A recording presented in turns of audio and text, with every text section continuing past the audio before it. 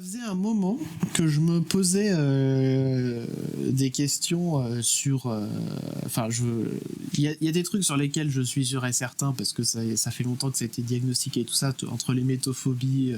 On avait parlé aussi d'ailleurs de QI, je crois, à ce moment-là. Mais j'ai découvert un troisième truc duquel j'étais, par lequel j'étais concerné. Je vais pas tourner autour du pot plus longtemps. Je suis du coup. Alors attends, faut qu'on utilise la bonne expression.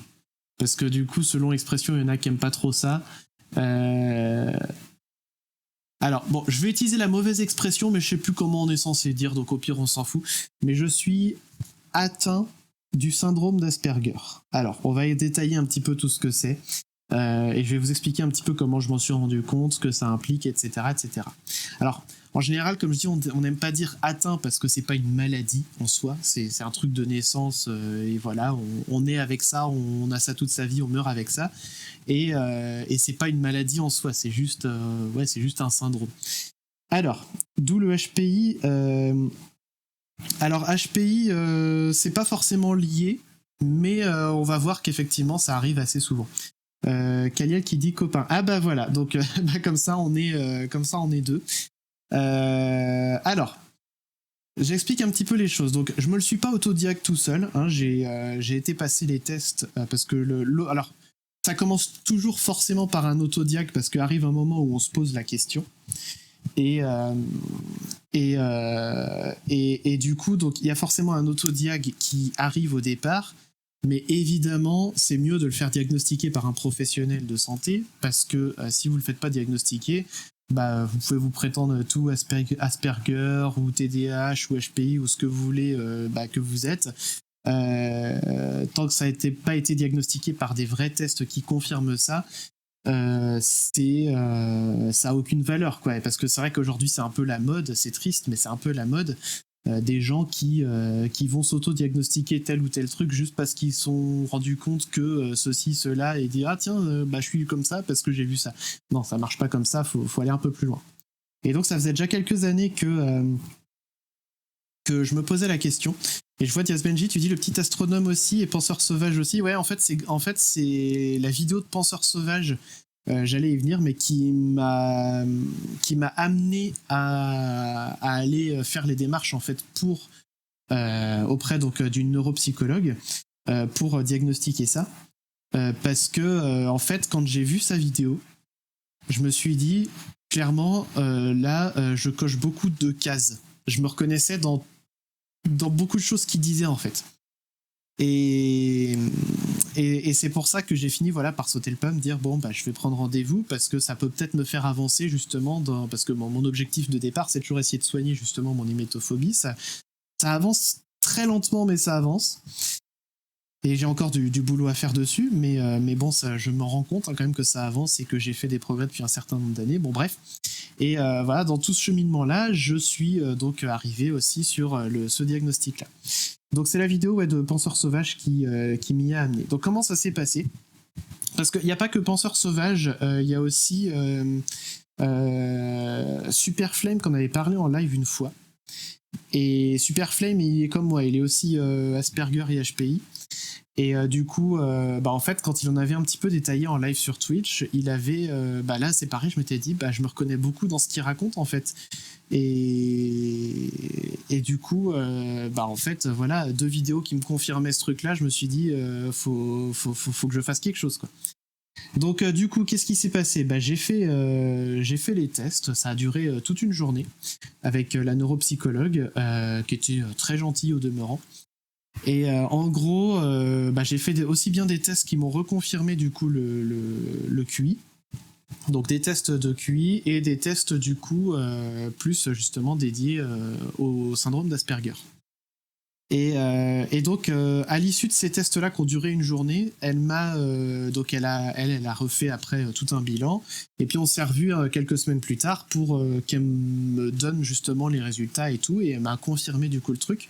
Elle m'a dit j'ai quand même eu un peu de mal à déceler quand même le côté Asperger parce que en fait le HPI venait un peu compenser le truc, et je vais vous expliquer pourquoi, parce qu'elle détaille tout ça dans son bilan.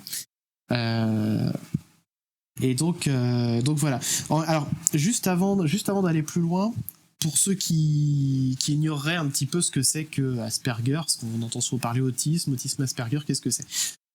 Aujourd'hui, de ce que m'en a expliqué en tout cas la neuropsychologue, on parle plus de TSA. Donc TSA, c'est trouble du spectre autistique. Qu'est-ce que ça veut dire? En fait, TSA, pourquoi on parle de spectre autistique? C'est parce qu'en fait, des formes d'autisme, il en existe des tas et des tas. Et en gros, faut plus voir ça comme un... Putain, il y a un autre papillon de nuit qui vient de rentrer, c'est quelque chose. Faut plus voir ça en fait comme... mettons, vous avez une liste de critères, par exemple. Et si vous avez coché suffisamment de cases, vous avez, donc on classifie en gros les formes d'autisme selon léger, moyen ou profond. Et ce qu'on appelait Asperger avant, maintenant on appelle ça justement TSA léger. Donc voilà, moi j'ai un TSA léger qui est confirmé. Et donc en gros voilà, plus vous cochez, entre grosses guillemets, hein, je schématise très grossièrement, mais plus vous cochez de cases, plus vous allez en profondeur, quoi. C'est pas du tout comme ça que ça se passe pendant les tests, mais c'est histoire d'avoir une représentation pas trop dégueu, j'espère, de ce qu'est le spectre autistique. Donc TSA léger. Et donc en gros, qu'est-ce que ça implique? Qu'est-ce qui fait qu'une personne va être TSA par rapport à une personne qu'on appelle entre guillemets neurotypique?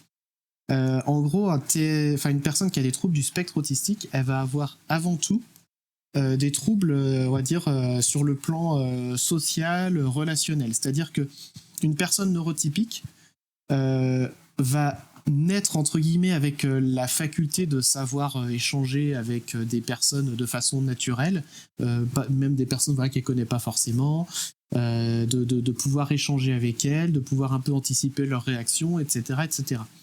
Là où des personnes justement qui ont un TSA ne naissent pas avec cette faculté-là, si bien que pour beaucoup d'entre elles, au départ, ça va plus paraître soit comme de l'introversion, soit comme de la timidité. Chose qui n'est pas du tout pareil, parce que la timidité, en fait, la personne est née avec ces codes sociaux-là. Elle est capable, mais c'est juste qu'elle a plus, on va dire, un manque de confiance en elle. Et là où je crois que la différence avec l'introversion, c'est plus que la personne n'a juste pas envie. Elle en est capable, mais elle en a pas envie, concrètement. Je veux pas dire de conneries, hein. Ça se trouve, je dis des conneries, mais en gros, l'idée, c'est ça. Et donc, en fait, une personne, du coup, qui a un TSA, n'est pas née avec cette faculté-là. Si bien qu'en fait, vous entendrez beaucoup, du coup, de personnes qui ont un TSA dire, et moi le premier, j'ai l'impression constamment d'apprendre à vivre avec les gens, quoi, à communiquer avec les gens. Et ça fait que beaucoup aussi, c'est aussi pour ça que beaucoup de personnes avec un TSA vont plus ou moins se replier sur elles-mêmes, parce que en fait, on n'est pas dans la recherche de l'échange social avec les gens, vu qu'on n'est pas né avec ça en fait. Pour nous, c'est pour ça que, pour prendre des exemples concrets, c'est pour ça que quand on a eu le confinement à cause du Covid, moi j'étais content parce que je me disais chouette, je vais me retrouver dans ma bulle chez moi tout seul, là où plein d'autres gens en fait ont souffert de solitude, quoi. C'est vraiment les deux extrêmes, quoi, finalement. Et donc moi, ouais, j'étais en mode content, je vais être dans ma bulle et tout, je vais plus avoir besoin de dire bonjour aux collègues, je vais plus être dans les instants un peu gênants où je sais pas trop quoi raconter quand on est en train de manger ensemble. Et voilà, et j'ai clairement l'impression, même encore aujourd'hui, quand je vois des collègues, de devoir mesurer constamment en fait la qualité entre guillemets des échanges que j'ai avec eux, pour m'assurer que j'ai pas été dire quelque chose de travers, ou que ma blague elle est bien passée, que ce que j'ai dit a bien été compris, etc. Et si bien qu'en fait, là aussi, la différence avec une personne timide ou introvertie, c'est que un TSA, ça lui demande littéralement de l'énergie, littéralement, à aller échanger avec des gens, quoi. Donc c'est pas les seuls symptômes en fait, hein, de ce syndrome. On va voir les autres après.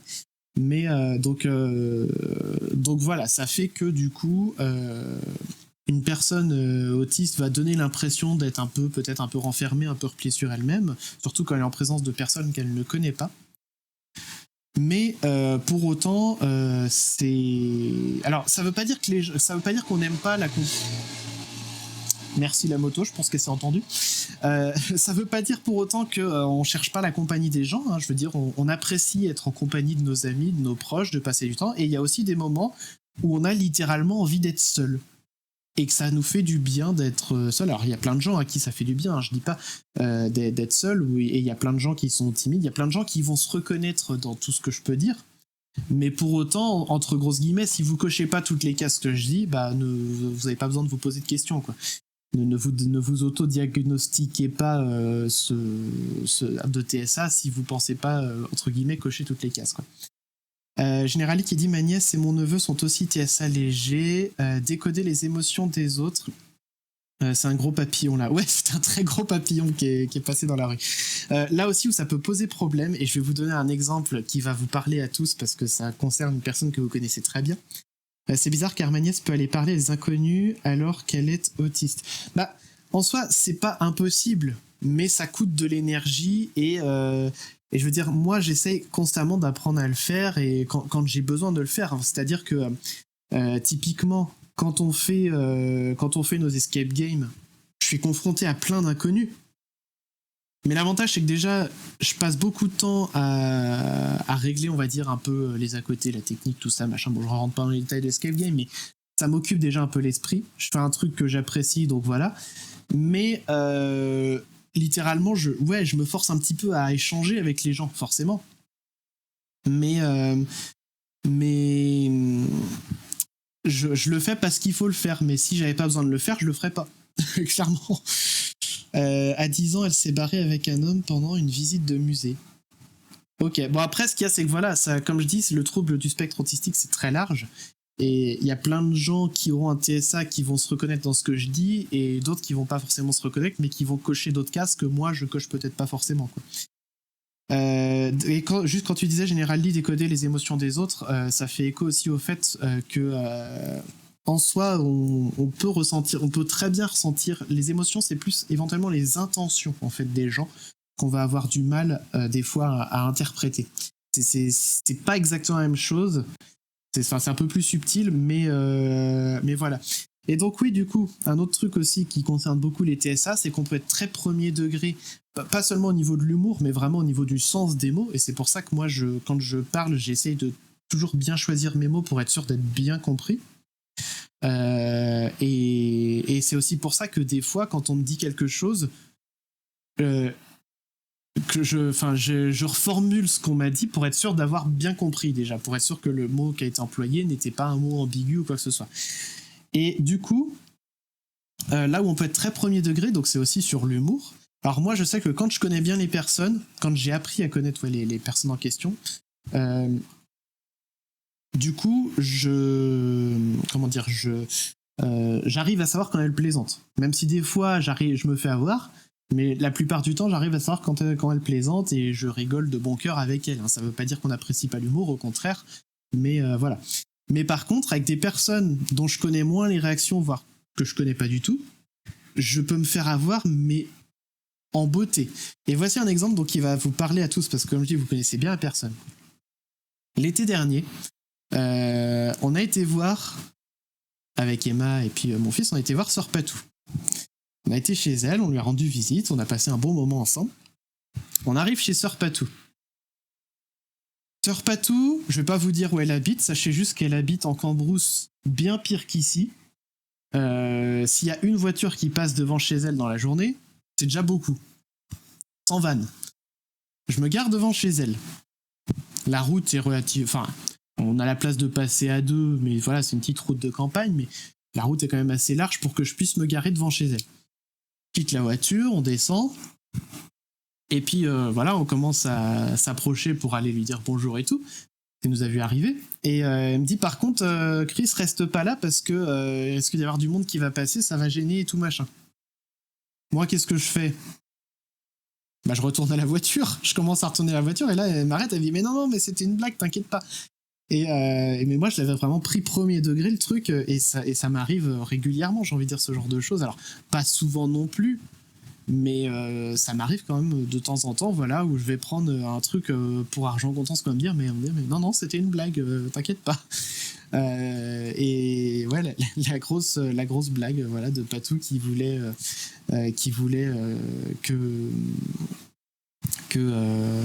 le coup du tracteur, ouais, ou peut-être qu'il avait parlé de tracteur, je sais plus, mais bon, bref, tout ça pour dire, ouais, qu'elle m'avait fait la blague, mais j'avais pas du tout percuté l'intention qu'elle avait de faire une blague sur le moment, quoi. Bah moi c'est le contraire, je reconnais si c'est quelqu'un de bien ou pas par empathie. Ouais, alors bah justement, ça aussi je peux raconter une anecdote. Et Patou est très forte sur ces coups-là. Mais oui, en plus, Patou, elle arrive très bien à faire des plaisanteries sans le montrer, quoi. Donc j'ai envie de dire, ça aide pas, ça aide pas. Il y a des gens qui arrivent très bien à détecter quand même. Non, moi je ne détecte pas, hein. Et donc, autre exemple que je voulais dire, quand on recrutait du monde à l'époque où notre association était sur la ville de Vertou et qu'on faisait de la web radio, Damien qui n'est plus dans le Discord d'ailleurs, je sais pas s'il est toujours là ou dans le chat ou pas, mais il est plus dans le Discord. Damien et puis Eva de l'association, donc qui se trouve être ma sœur, ils arrivaient très facilement à sentir les gens, si bien que moi j'aurais donné, comme dit l'expression, j'aurais donné le bon Dieu sans confession à tout le monde. Et Damien et Eva étaient très forts pour commencer à repérer les gens qui étaient plus, entre guillemets, de qui fallait se méfier parce qu'ils pourraient nous faire des conneries. Et à l'époque, ça a pas loupé. Bon, on était plus jeunes, hein, c'était pas toujours. Il y a eu quelques petites prises de bec par-ci par-là dont on se souvient et qui sont maintenant loin derrière nous parce qu'on a bien grandi maintenant. Mais le fait est que voilà, moi j'étais incapable, comme m'a dit ma sœur quand j'en avais reparlé de ce truc-là, pour toi les gens c'est des gens en fait, point. Les gens c'est des personnes et puis point barre, quoi. Bah ouais, c'est clairement ça, quoi. Pour moi les gens c'est des gens et puis je leur prête tous au départ des bonnes intentions, et ça fait d'ailleurs, alors moi ça va, j'ai pas été concerné par ça, mais ça fait aussi que beaucoup de TSA en fait peuvent se faire facilement manipuler. Récemment, il y avait comment il s'appelle, Thomas Sirix, qui avait accueilli quelqu'un pour témoigner d'une manipulation en fait qu'il avait vécue sur Discord ou je sais plus quoi, et en fait quand il a commencé à parler, il a dit, pour le coup c'était Psychodélique qui était revenu sur cette vidéo. Alors je regarde, juste pour petite parenthèse, je regarde de moins en moins les vidéos de Psychodélique parce que je trouve qu'il a complètement vrillé. Bon, c'est comme ça. Avant il y avait certains trucs que je partageais avec lui, maintenant j'aime de moins en moins ce qu'il raconte, mais bon bref, peu importe, on n'est pas là pour parler de ça. Mais le fait est que j'ai regardé quand même cette vidéo-là où il revenait sur la vidéo de Thomas Sirix, et donc il y avait des extraits choisis. Si je vous dis ça, c'est pour ça, c'est parce que du coup, en fait, j'ai pas regardé le truc de Thomas Sirix, mais le truc de Psychodélique. Bref. Et donc, il se trouve qu'à un moment, la personne qui témoignait dit, en plus, pour moi, c'est pas facile, justement, de comprendre les intentions des gens et tout. Et là, je me dis, est-ce que toi, par hasard, dans ma tête, je me suis dit, est-ce que toi, par hasard, t'aurais pas un TSA ? Et en fait, il l'a lui-même confirmé plus tard parce qu'il l'a dit clairement à un autre moment qu'il était Asperger dans ce live ou je sais plus quoi. Et je dis, bon, bah, ok, je me suis pas trompé sur la personne, quoi, par rapport à ce qu'elle disait. Et il se trouve que oui, c'est un autre problème des TSA, c'est que comme on décode mal, justement, les intentions des gens. Attends, excusez-moi, je rebois un coup parce qu'il fait chaud.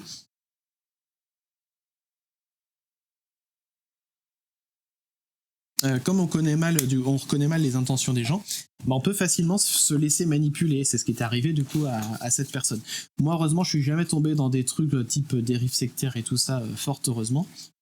Alors, j'ai on va dire un passé où j'ai cru en plein de trucs.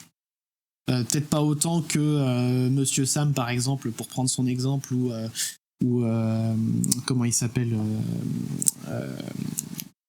Zioclo. Qui pareil a cru à des dingueries assez exceptionnelles. Mais non, moi j'ai pas eu des croyances aussi énormes, mais bon, ça j'ai envie de dire, ça c'est l'esprit critique m'a soigné de tout ça. Mais pour autant, ouais, il y a des personnes qui peuvent être facilement manipulables à cause de ça, quoi, à cause de ce truc-là. Il y a un autre truc qui concerne les TSA, surtout ceux qui sont pas diagnostiqués, c'est il y a un taux de suicide. Alors désolé, trigger warning, tout ça, voilà. Et puis ça se trouve le mot il va peut-être pas passer, tant pis, c'est trop tard, je l'ai dit. Mais vous avez compris de quoi je parlais, de personnes qui passent à l'acte, on va dire, parce qu'en fait, elles se sentent différentes des autres et elles ne comprennent pas pourquoi, parce qu'elles sont pas diagnostiquées. Et le taux est relativement énorme. Penseur Sauvage en parle dans sa vidéo, c'est quelque chose comme 2/3 des TSA non diagnostiqués. Potentiellement, c'est un chiffre qui peut paraître énorme, mais c'est un chiffre, on va dire, qui est là parce que comme ils sont pas diagnostiqués, on sait pas donner des chiffres, forcément, vu qu'on sait pas qui sont, voilà. Et du coup, le fait est que, alors moi, je fais partie des 34 autres pourcents, j'ai jamais eu de pensée noire ou quoi que ce soit, je tiens à rassurer tout le monde, de ce côté-là, tout va bien. Et je pense que ça ne m'arrivera jamais, même si je suis au fond du trou, parce que je tiens trop à la vie et à tout un tas de choses. Bref. Donc de ce côté-là, je suis plutôt tranquille. Alors attendez, qu'est-ce qui se dit dans le chat? Et Patou est très fort. Ouais, c'était pas toujours. On connaît la Patou de nuit. C'est vrai, mais la Patou de jour, elle est à peu près pareille que la Patou de nuit, hein, je vous rassure. Toi, tu analyses aussi les choses. Ouais, alors ça, tu fais bien d'en parler parce que justement, je disais tout à l'heure que la neuropsychologue m'avait dit que j'étais beaucoup justement dans l'analyse, c'est ce qui est vrai, mais ça c'est peut-être plus un trait de HPI que de TSA, mais c'est aussi pour ça que j'ai beaucoup compensé en fait avec le temps, pour apprendre littéralement, apprendre à vivre socialement et avoir des relations avec les autres, à apprendre comment se comporter en société entre guillemets, parce que mais voilà, c'est grâce à cet apprentissage et à ce côté justement très analytique que j'ai pu entre guillemets m'en sortir pas trop mal. Là où une personne qui aurait juste un TSA mais qui serait pas forcément HPI, parce que c'est ce que je disais tout à l'heure, c'est pas forcément lié, ça se verrait entre guillemets plus sur elle, déjà le fait qu'elle est plus le TSA serait probablement plus prononcé chez elle. Et du coup, voilà, ça fait qu'elle aurait moins de capacité à s'adapter socialement de façon naturelle, quoi. Autre chose aussi, un autre point aussi qui concerne les personnes qui ont un TSA, ça va être aussi une hypersensibilité sensorielle, pas facile à dire. Concrètement, ça passe donc par, alors ça peut être la vue, ça peut être l'audition, ça peut être l'odorat, ça peut être le goût, ça peut être le toucher. Et moi, je sais que je suis concerné pour l'audition. Clairement, j'ai beaucoup de mal à focaliser sur ce qu'on me dit quand il y a du bruit. J'avais passé des tests d'audition avant de penser au TSA. Et on m'avait dit, en fait, vous entendez très bien, monsieur, il n'y a pas de souci. Ok.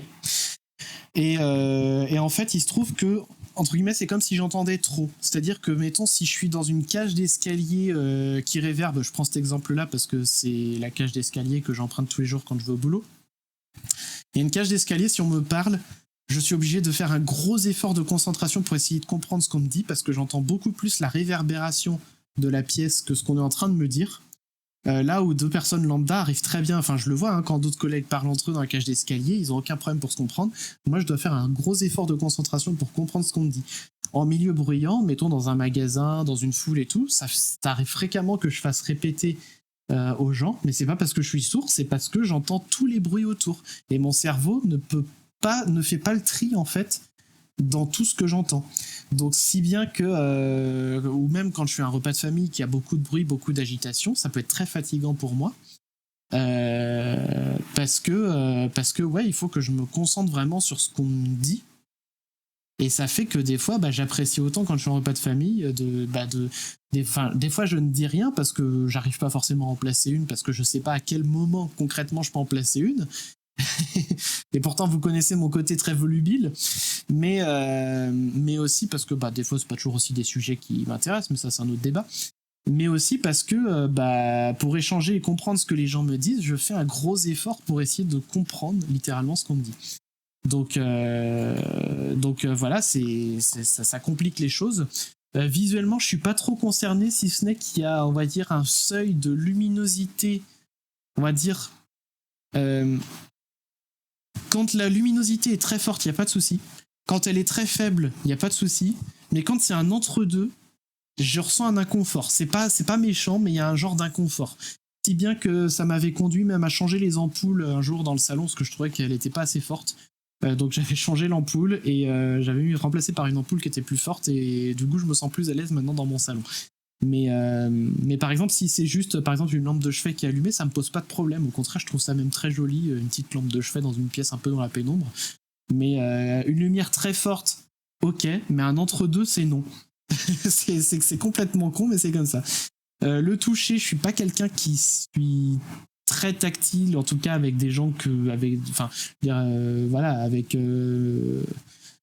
ma famille très proche, oui, voilà, les câlins, machin, etc. Mais avec des personnes dont je suis moins proche, j'aime pas, voilà, je suis pas trop tactile. Pour l'odorat, j'ai un odorat qui je sens très vite, même des toutes petites odeurs. Et pour le goût, je dirais pas trop de problème. Donc voilà, il y a quand même une hypersensibilité sensorielle qui est là. Donc ça, il n'y a pas de souci non plus. Et puis il y a un autre truc aussi auquel j'ai pensé, oui, ce qu'on appelle aussi les stéréotypes. Alors là, c'est encore autre chose. Les stéréotypes, ça va être des gestes, en gros. Alors il y a beaucoup de personnes autistes, on va les reconnaître parce qu'elles vont avoir un balancement comme ça. Qui peuvent les soulager en cas de stress ou de choses comme ça. Voilà, alors moi, ça peut m'arriver, mais en général, c'est quand je suis tout seul dans mon bureau et ça dure jamais longtemps, mais c'est juste parce que oui, je trouve ça agréable. Point, c'est tout. Et puis alors surtout, alors je le fais moins maintenant, mais je joue beaucoup avec mes doigts. Voilà, si vous me croisez, c'est pas seulement, enfin, dire quand on parle, c'est normal d'agiter les mains, voilà, ce qu'on appelle des illustrateurs et tout machin, c'est normal. Mais même quand je ne parle pas, je joue beaucoup avec mes doigts, je tripote ce que j'ai dans les mains. Voilà, je vais avoir une télécommande, je vais avoir envie de jouer avec les boutons, et ça m'avait même valu mon premier pseudo que j'avais utilisé à l'époque pour créer ma toute première adresse mail. Alors foutez-vous de moi, c'est le moment. Mon pseudo, c'était en un seul mot, c'était Père Tricote. Parce qu'on a l'impression qu'avec mes doigts, je tricotais. Voilà. Donc c'était le premier pseudonyme qui m'a été donné, et c'était en lien avec ça. Mais à l'époque, j'ignorais complètement ce que c'était que le TSA, quoi. Alors que je lise un petit peu le chat. Tino qui dit: mon frère doit avoir un TSA assez fort, incapable de donner un avis sur ce qu'il aime ou pas. Il décrit très bien en détail avec une mémoire très longue, mais si on lui demande ce qu'il a le plus aimé, impossible. Alors, moi je suis capable de donner mon avis sur des trucs. Je peux même avoir des avis très tranchés. Par contre, je le fais très rarement en public. Justement parce que j'ai pas envie justement de dire des choses de travers. Alors là où justement il y a une personne avec un TSA justement léger qui entre grosses guillemets n'aurait pas appris à les conventions sociales, n'hésiterait pas à dire les choses. Moi avec le temps j'ai appris justement à me la fermer parce que j'ai pas envie en fait de me fâcher avec des gens parce que je déteste ça, et donc ça fait que du coup des fois je peux avoir des avis très tranchés sur tout un tas de questions. Si je sens que je suis en confiance pour en parler, je peux le donner mon avis. Mais les personnes avec qui je me sens vraiment en confiance pour le faire sont très rares.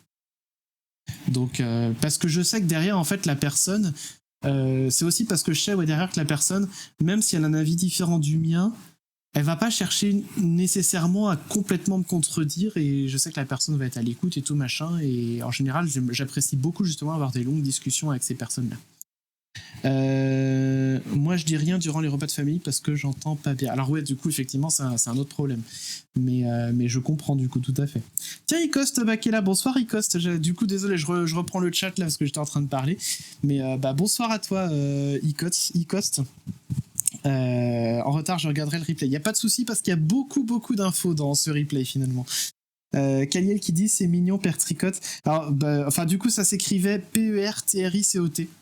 Je pense que même si on tape dans Google, on doit trouver quelques restes de forums et de trucs comme ça que je sais même plus honnêtement ce que j'ai pu dire sous ce pseudonyme. Hein. Donc ça doit être des forums de programmation, donc des trucs pas forcément très intéressants. Mais le fait est que ça a été mon premier pseudo. Voilà. Je trouve aussi de Père Tricote, il passe à Père Chacal. Et elle va pas te juger. Oui, la personne, voilà, si je sais que la personne en face ne me juge pas, ouais, clairement, il n'y a pas de souci, quoi. Ok, je regarderai le replay. Bon, ouais, clairement. Donc voilà, du coup, un petit peu. Si je voulais vous en parler, c'était, comme je disais, c'est pas vraiment pour faire de la prévention, mais pour expliquer un petit peu ce que c'est en détail, parler un peu à cœur ouvert et tout ça, pour parler un peu ce que c'est que le TSA, vu que maintenant je sais que je suis concerné. Et donc ça, en fait, c'est pour info, c'est les tests que j'avais passés au printemps. En fait, je me sentais déjà prêt à en parler, mais je voulais d'abord en parler avec mes proches, prendre le temps d'en parler avec mes proches une fois que j'ai eu le diagnostic, avant d'en parler publiquement. Je voulais pas qu'ils apprennent en voyant un bout de live ou un truc comme ça, alors que j'en avais pas encore parlé, quoi. Et du coup, d'ailleurs, puisqu'on parle de ça, pour info, comme je disais, j'étais voir une neuropsychologue qui a fait passer donc des tests qui sont approuvés par le corps médical, sauf que comme elle est neuropsychologue et elle n'est pas psychiatre, donc elle n'est pas médecin, elle a fait passer exactement les mêmes tests, mais pour autant son avis n'a pas de valeur médicale. Elle a pu me faire un bilan de ma personnalité, pas de souci, mais son avis n'a pas de valeur médicale. Ça veut dire quoi concrètement? Ça veut dire qu'aujourd'hui, si je voulais faire des démarches pour avoir une RQTH, parce que c'est éligible à la RQTH, il faudrait que je repasse des tests auprès du coup d'un psychiatre spécialisé.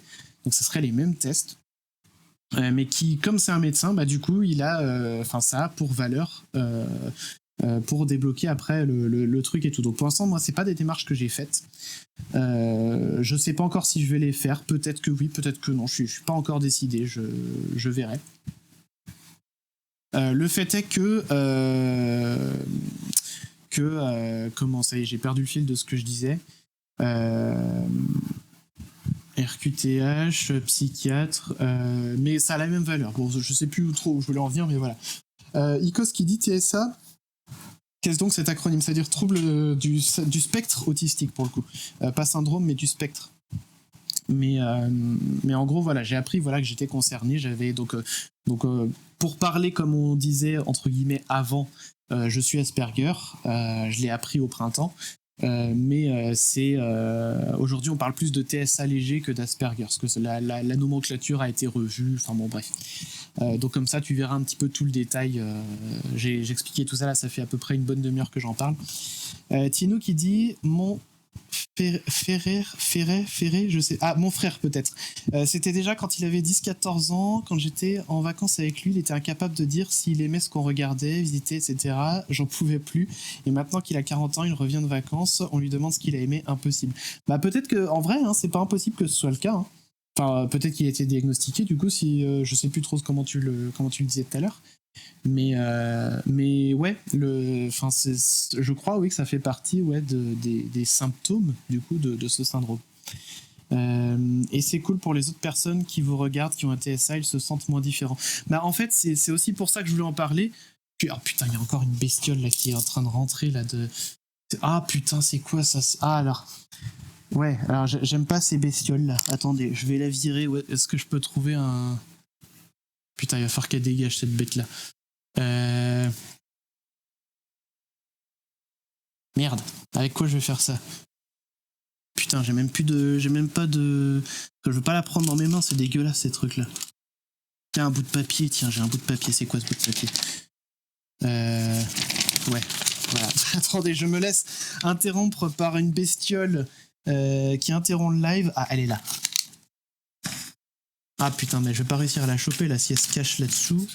Allez, viens par là, je te refous dehors. Merde. Bon, je vais attendre qu'elle se rapproche et puis je vais essayer de la choper. Allez, monte sur le papier là. Vas-y, monte sur le papier. Non, mais monte sur le papier, merde. Allez, viens par là. Viens par là. Allez. Putain, fais chier. Bon, tant pis, si elle revient par là, je vais essayer de la choper. Donc oui, c'est cool pour les autres personnes. Oui. En fait, oui, c'est pour ça que je voulais en parler, parce que, comme je disais, en soi... Tiens, ça y est, elle est sur le papier. Allez, dégage. Voilà.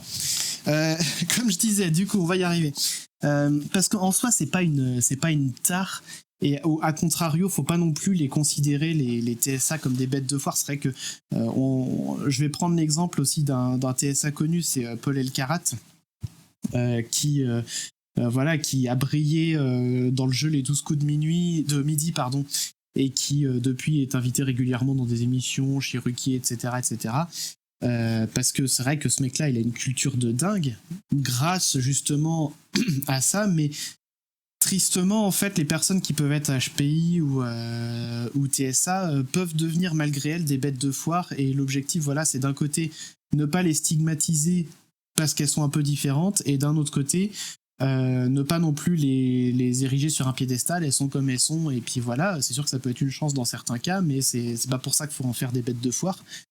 Et puis l'idée aussi, c'est de dédramatiser le truc, de faire connaître aux gens ce que c'est, et puis de montrer que on a un fonctionnement qui est différent, qui est neuroatypique, comme on disait tout à l'heure, mais qui pourtant ne change pas ce qu'on est, on est comme on est, et puis à partir du moment où les gens sauront ce que c'est que le TSA, un peu plus qu'aujourd'hui, sans en avoir de clichés et tout, peut-être que justement ça peut permettre de mieux vivre en société. Typiquement, je vous donne un autre exemple. Moi, les soirées entre collègues dans le bar du coin, après le boulot et tout machin, je les fuis comme la peste. Je ne veux pas avoir à faire ça ces soirées. Pendant longtemps, je pensais que c'était juste que ça me plaisait pas, mais aujourd'hui, je sais concrètement parce que c'est ce genre de soirée où je serais pas forcément à l'aise, parce que je saurais pas forcément quoi dire. Alors c'est sûr que ça pourrait m'aider à briser la glace, parce qu'il y a quand même des collègues que j'apprécie beaucoup à mon boulot et tout, mais le fait est que j'en ai pas envie, et aujourd'hui je sais pourquoi.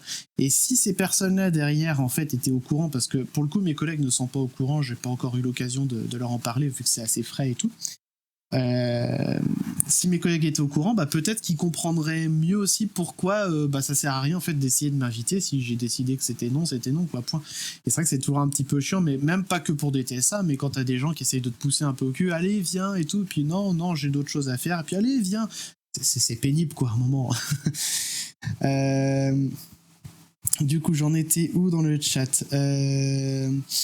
Quand j'étais au lycée, c'était technologie des systèmes automatisés, mais bon, là, c'est pas ça. Effectivement, j'ai un cousin éloigné qui ne supporte pas le bruit et les repas de famille, il est obligé de méditer, se calmer, il fait de la méditation régulièrement. Voilà, on est dans le même bateau. Alors, encore une fois, c'est peut-être pas forcément une question de TSA. Faudrait voir si, entre guillemets, il coche d'autres cases. Mais effectivement, le bruit, ça peut être quelque chose. Moi, je sais que ça va, ça me fait juste chier le bruit, c'est fatigant. Mais il y a des personnes qui ont un TSA, pour qui le bruit ou la forte luminosité et tout ça, ça peut littéralement leur créer des malaises, leur faire tomber dans les pommes. Donc moi ça va, je suis pas concerné par ça, mais il y en a, c'est le cas. Une punaise... Ah oui, la punaise, oui, la bestiole, ouais. Icos, c'est cool que tu en parles, voilà, et je pense clairement que ce bout de live, je vais le remettre sur ma chaîne. Tino qui dit le troupeau d'éléphants volants. Ouais, non, mais c'est ça, c'est la fiesta des bestioles sur le plafond. Hein, ça y est, il y en a encore plus que tout à l'heure. Raquette électrique, mais j'en ai une en plus. Mais comme là, ils sont tous collés au plafond, je vais pas aller les chercher. Mais c'est vrai que par contre, pour la bestiole de tout à l'heure, ça aurait pu me servir. Screech, c'est gore. Avant Autisme, c'était l'image de Rain Man. C'est un film, ça, je crois. Mais vu que j'ai pas beaucoup de culture cinématographique, je vais pas pouvoir beaucoup aider. Mais alors, oui, juste on parle de films, ça me fait penser, par exemple, il y a le film Imitation Game qui parle de Alan Turing, où il est montré, alors ce qu'il y a, c'est que lui, on va dire, il a eu un diagnostic post-mortem, donc ça vaut ce que ça vaut, mais il serait lui aussi, comme au même titre d'ailleurs que Marie Curie, que Einstein et plein d'autres, Asperger, et ce qui lui a valu justement ce côté très... comment dire, ultra performant dans ce qu'il a fait dans sa vie, et d'ailleurs dans le film justement Imitation Game, qui est un très très bon film avec notamment Benedict Cumberbatch et puis Keira Knightley, il est vraiment montré comme justement une personne, et c'est ça qui est pas mal, c'est qu'il est montré justement comme une personne qui est c'est quoi ça encore? Parce que ça c'est pas un papillon, ça, putain, c'est quoi? Oh putain, c'est un frelon! Ah putain! Mais il est mastoc le machin! Oh! Attendez, là je me munis de la raquette électrique parce que s'il passe devant moi, je vais pas le louper. Ah bordel! C'est un putain de frelon. Vous allez me voir me battre avec ça, hein, clairement. Mais je sais même pas si ce truc-là, il va tenir à la raquette électrique. Je vais l'énerver plus qu'autre chose, en fait, le machin. Oh bordel!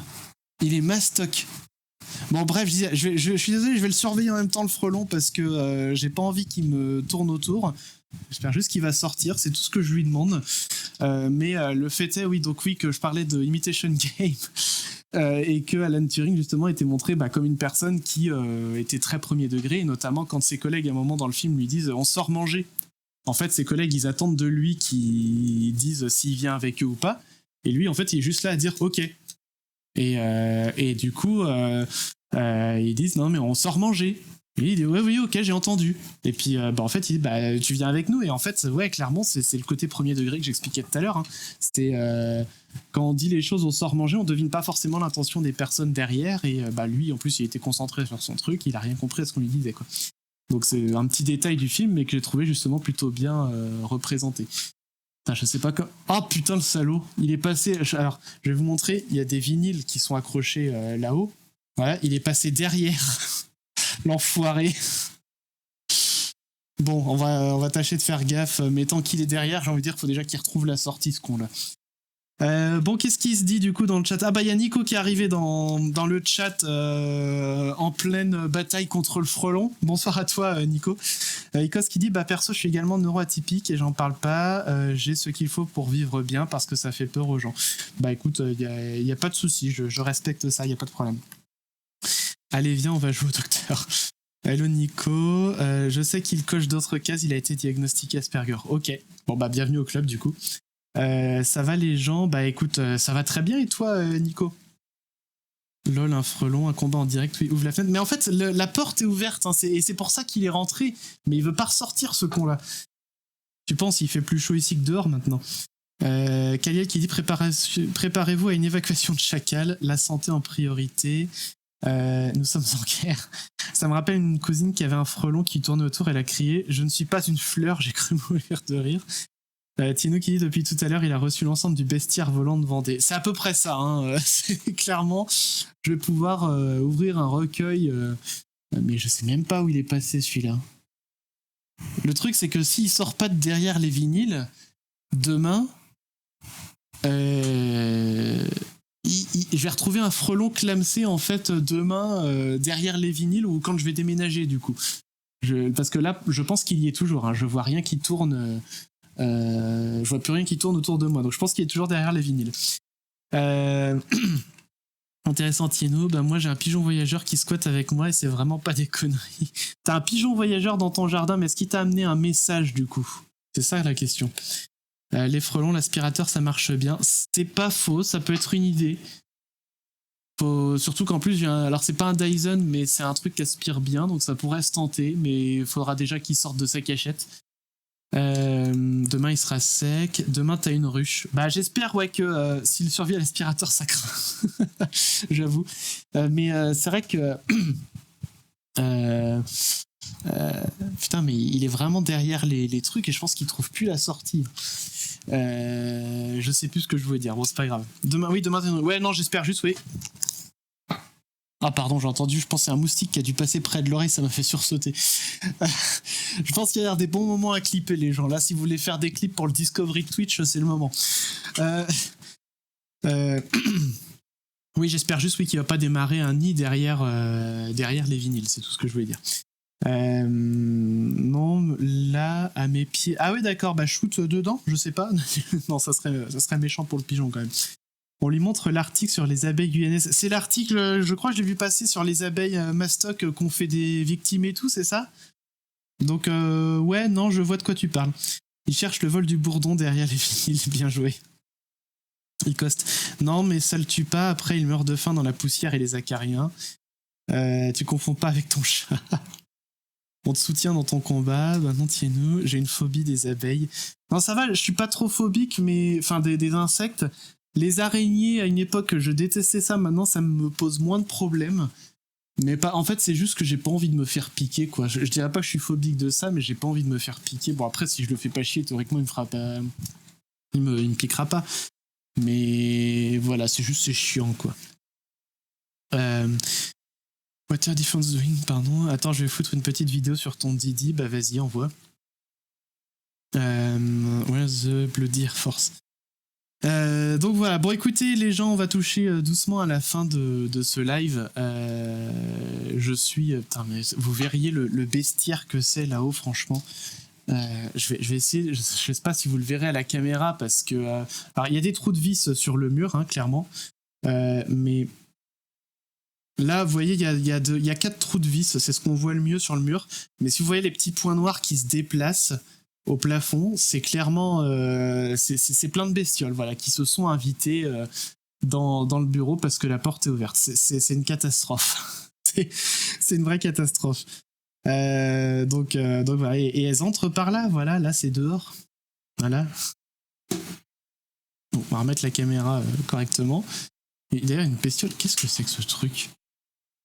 Ah si, ça doit être un moustique aussi ce truc là, mais bon bref, c'est le bordel, là c'est la fête chez les insectes. Photo, MDR, oui, Insectopia, ouais, Insectopia, oui complètement.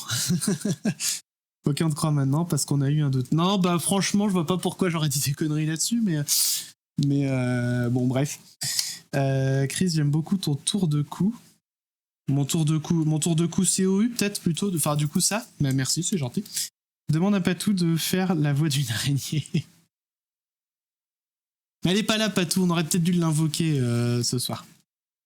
Bref. Donc, du coup, juste pour finir le live, là, il nous reste quelques minutes là avant de se faire un petit raid. Est-ce que vous avez des questions? C'est le moment ou jamais sur le TSA. Est-ce que vous avez des choses que vous aimeriez savoir parce que bon, je pense que j'ai fait un peu le tour. Mais d'ailleurs, ça m'évoque un truc. Je pense que vous allez peut-être vous fiche de moi, mais je l'aurais bien mérité, on va dire. Mais dans mon bilan qui a été dressé par la neuropsy, elle a souligné un truc qui revient même plusieurs fois dans le bilan. Elle a mis que j'avais une tendance à la logorée verbale. Voilà, je pense que ce soir, on s'en est bien rendu compte. Mais elle a précisé, oui, que c'était plus une logorée qui avait à viser d'exposer tout ce que j'avais dans la tête, plus que pour échanger avec les gens, clairement. Donc voilà, ça rejoint toujours un petit peu tout ce qu'on disait.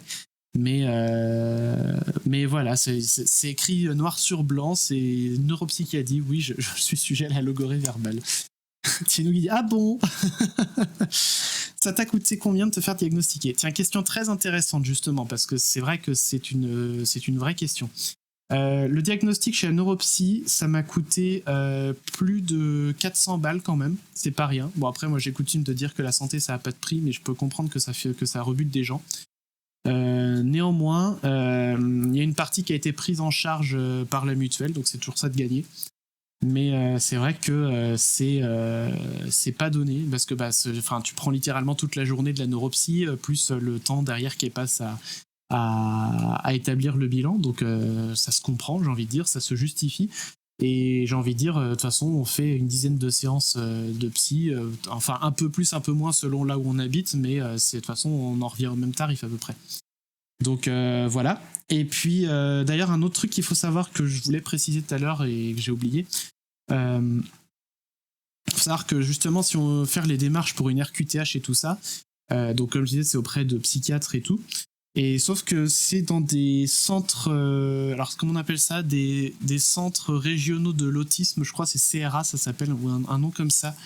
Je sais plus, enfin il y en a un par région, enfin après il y a des antennes des fois dans les départements, mais il y en a un par région. Et en gros, l'idée c'est donc d'aller passer les tests dans ces trucs-là pour avoir le vrai diagnostic. Enfin, le mien c'est pas un faux, mais c'est que là le diagnostic est établi par un médecin. Et le problème en fait de ces centres-là, c'est qu'il y a 100 vannes, 2 ans d'attente. Pour obtenir un premier rendez-vous, il y a 2 ans d'attente. Et après, c'est le temps de faire toutes les autres démarches aussi pour derrière avoir la RQTH et tout et tout. Donc moi, comme je disais, c'est pour ça que ça me rebute un petit peu, mais il faudrait pas, j'en sais rien, parce qu'après ça peut permettre aussi de mettre des choses en place pour aménager. S'il y a des personnes par exemple qui sont pas du tout à l'aise dans leur milieu de travail, si elles ont entre guillemets le mot du médecin, ça peut permettre de faciliter un peu les choses. Donc voilà. Du coup, qu'est-ce que tu as ressenti quand tu as reçu ton diagnostic? Très bonne question aussi. Un petit peu de soulagement quand même de me dire que je pouvais enfin mettre un mot sur ce que je vivais au quotidien, clairement. Parce que en fait c'est vrai que tant qu'on n'est pas diagnostiqué, voire même qu'on ignore complètement, bah du coup ça peut créer un vrai mal-être, hein, j'en parlais tout à l'heure, donc moi j'étais pas sujet à des idées noires et tout ça, mais ça peut créer du mal-être, ça peut créer voilà, des questionnements qui sont pas forcément agréables, et donc déjà un soulagement par rapport à ça. Mais aussi, j'avais beau être soulagé de me dire ok c'est bien ça, même si je m'en doutais voilà, fortement. Il faut quand même digérer l'info et réaliser que c'est vraiment le cas, quoi. Ça n'a pas été compliqué, mais juste de se dire, voilà, pendant 2-3 jours, j'étais là en train de me dire, mais putain, mais oui, je suis vraiment TSA, quoi. Donc maintenant, ça y est, je l'ai bien digéré, j'ai aucun souci avec ça, et si j'en parle ce soir, c'est parce que j'ai aucun problème à le faire. Mais voilà, c'est clairement ouais, il y a un petit temps, et elle m'avait prévenu, la neuropsy, elle m'avait dit, vous allez voir, faut digérer l'info pendant 2-3 jours, après ça ira mieux, et ça a été clairement ça. Hein. Puis, donc voilà. Tu iras voir Diti dans la Cosette, ok, j'irai voir après. Il y a une vidéo intéressante de Penseur Sauvage sur son errance médicale pour obtenir son H et diagnostic. Bah, en fait, c'est ce que je disais du coup au début. C'est cette vidéo-là en fait qui m'a fait passer le cap, parce que quand je l'avais vue, alors il n'y a pas eu que celle-ci, mais quand je l'ai vue cette vidéo-là, je me suis dit je coche beaucoup trop de cases dans tout ce qu'il raconte pour ne pas penser que je suis moi-même concerné par le TSA. Et puis bah du coup voilà, quand j'ai fait les tests, ça s'est avéré positif. Tu revois docteur, il a mis plusieurs années pour obtenir son diagnostic. Ouais, comme tu dis, bah ouais, voilà, c'est ça. Donc lui, il est passé, on va dire, vraiment pour voir un psychiatre et tout. L'avantage de la neuropsy, c'est que c'était plus rapide. Moi, j'avais vraiment plus besoin finalement d'avoir des réponses aux questionnements que j'avais, plus que derrière une AH ou quoi que ce soit, quoi. Donc AAH, alors je reprécise les acronymes pour les personnes qui se posent les questions. AAH, c'est aide pour les adultes handicapés ou un truc comme ça. Enfin, en gros, c'est ce que ça veut dire. Donc c'est des aides financières. Il y a un plancher, et puis après c'est en fonction, c'est sous condition de revenus, mais il y a quand même un plancher. Et RQTH, c'est reconnaissance de la qualité de travailleur handicapé. Non, c'est pas qualité, c'est je sais plus, mais bon, voilà, c'est pareil, c'est reconnaître à la personne qu'elle est bien handicapée. Malheureusement, et puis quant à l'URQTH, tu peux être mis de côté par certains. Bah après, par certains, on va dire oui, par des personnes qui vont avoir des clichés, et donc d'où l'intérêt d'en parler et de partager ce genre d'expérience et tout. Mais côté entreprise, il y a des entreprises qui, entre grosses guillemets, sont contentes d'embaucher des personnes qui ont la RQTH parce qu'elles touchent des aides pour du fait qu'elles embauchent des personnes handicapées, en fait. Que le handicap, c'est pas forcément des fauteuils roulants, hein, ça peut être ça fait partie des handicaps invisibles. Et du coup, voilà, le TSA en fait partie. Et donc bah du coup ouais, t'as certaines entreprises, donc comme moi je l'ai dit, moi pour l'instant mes collègues sont pas au courant, j'ai pas eu l'occasion encore de leur en parler. Je verrai si je le ferai ou pas, peut-être au moins à mon manager quand même, histoire qu'il soit au courant, on verra.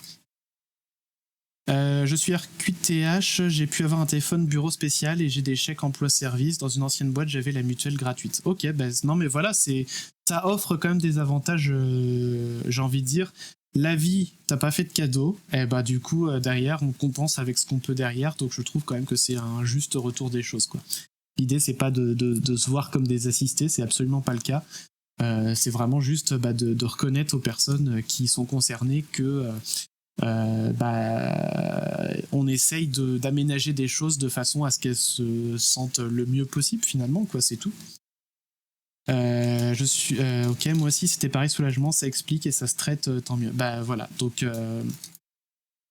c'est, et si ça se traite, j'ai envie de dire, c'est encore mieux, parce que pour le coup il n'y a pas de traitement pour l'autisme, pour le coup, hein.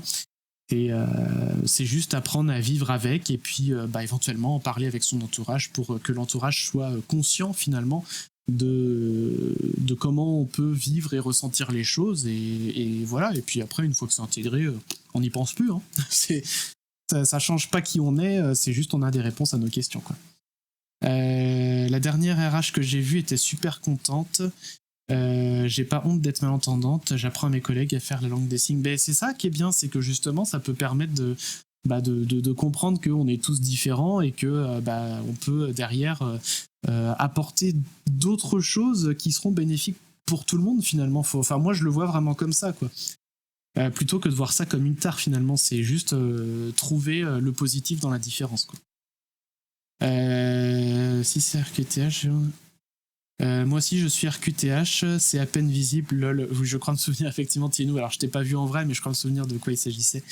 Donc ouais, voilà, c'était c'était la petite chose aussi dont je voulais vous parler ce soir, à savoir aussi, et on va finir là-dessus, que, enfin sur ce sujet-là, on va finir là-dessus, c'est que quand j'ai eu mon bilan, j'ai posé la question à Neuropsy, je lui ai dit, mais est-ce que du coup, l'hémétophobie, ça a un lien? Parce que je rappelle au départ, hein, c'était tout partait de là.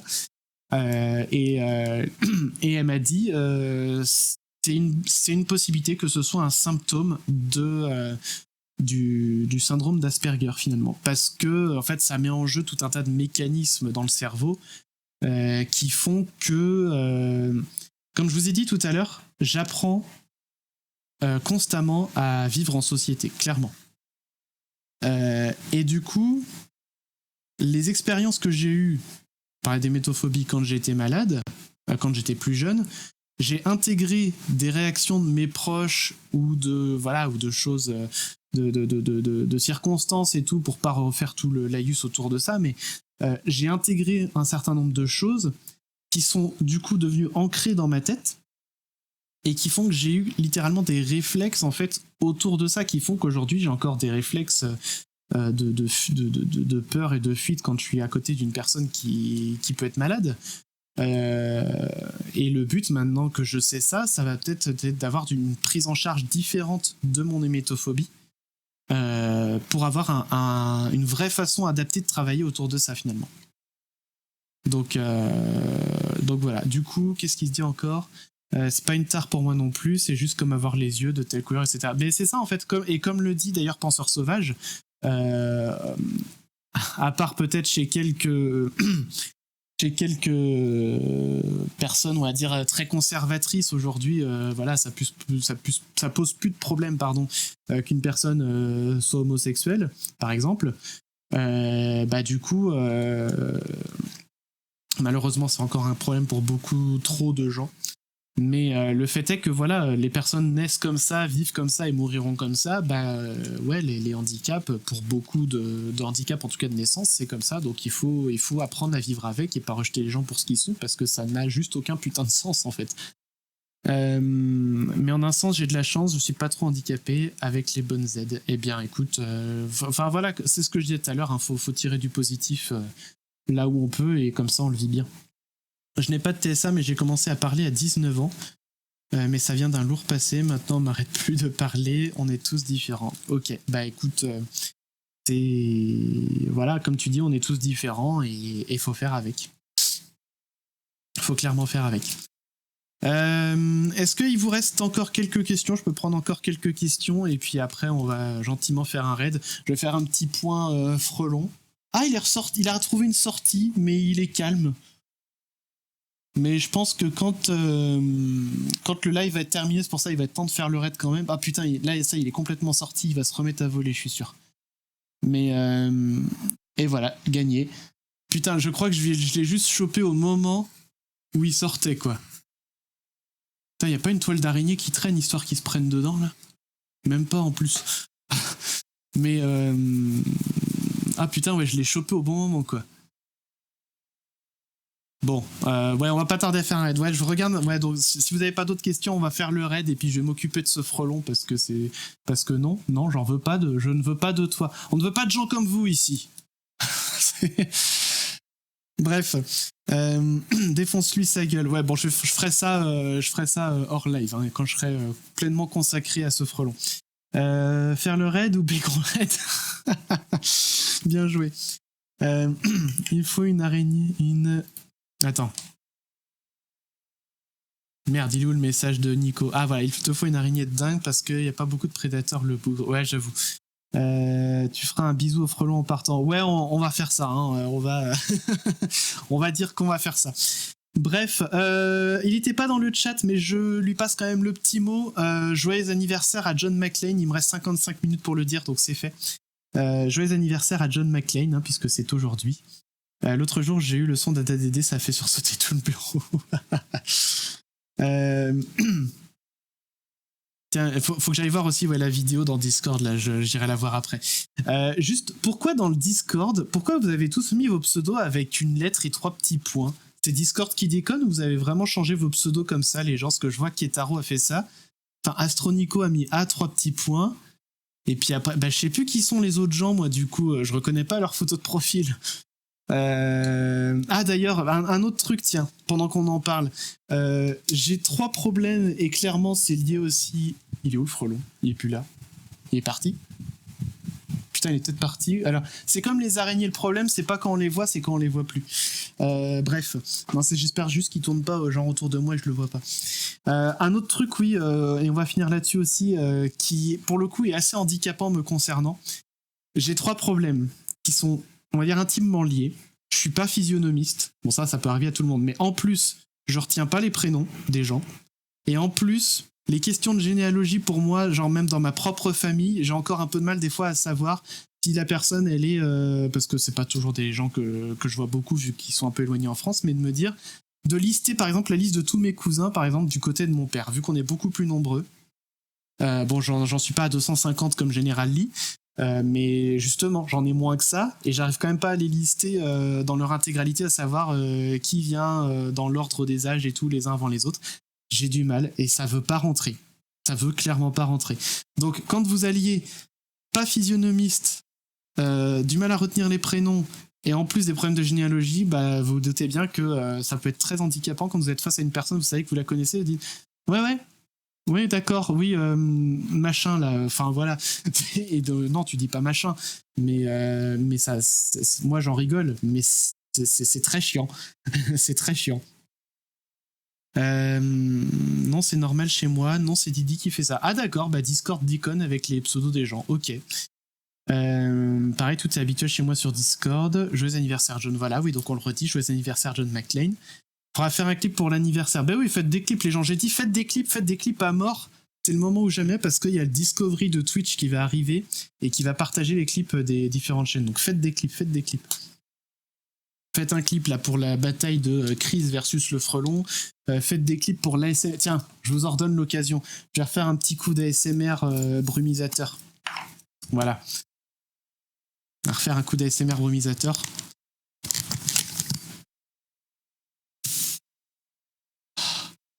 Ça fait du bien. En vrai, ça fait trop du bien. Qu'est-ce qui se dit? Il faudra faire un clip pour la niveau. Donc 250, tes petites choses. Quoi, t'as encore plus de cousins, Icost? C'est pas possible, ça. Oh, papa, maman, enchanté de vous rencontrer. Vous êtes qui déjà? Bon, ça va, j'en suis pas au stade de papa, maman quand même, mais bon. Joyeux anniversaire, John, cousin machin, Tahiti, L'Oréal, parce que je veux que dalle. Il y a de l'idée. Bon, les gens, je sais qui on va raider maintenant. J'ai fait le tour de tout ce que j'avais envie de dire. Si jamais vous voulez reposer des questions ultérieurement autour du TSA, on pourra en reparler pendant d'autres live chill. J'ai aucun problème à en parler, comme je disais.